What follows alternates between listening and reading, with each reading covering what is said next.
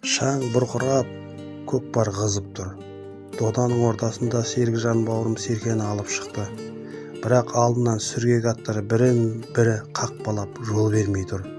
Ол болса намыспен серкені тақымдап, баяу болса да алға тартылып келеді.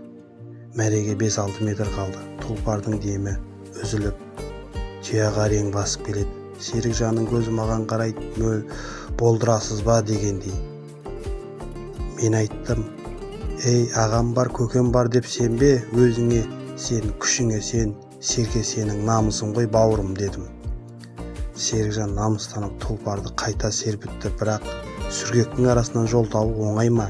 Мәреге жете алмады. Бірақ елдің жүрегінде жетті. Өгіз өлсе де рух өлмейді. Ал көкбашы үшін серке де намыста елдің абыройы. Төреші алаңдағы әділдік иесі, шабандоздың емес шындықтың сөзін сөйлейтін жан. Құрметті шабандоздар, ағам бар, көкем бар деп сенбеңіздер. Өзіңізге сеніңіз, күшіңізге сеніңіз. Намысы бардың нардай күші бар дейді атам қазақ. Намысты болыңыздар.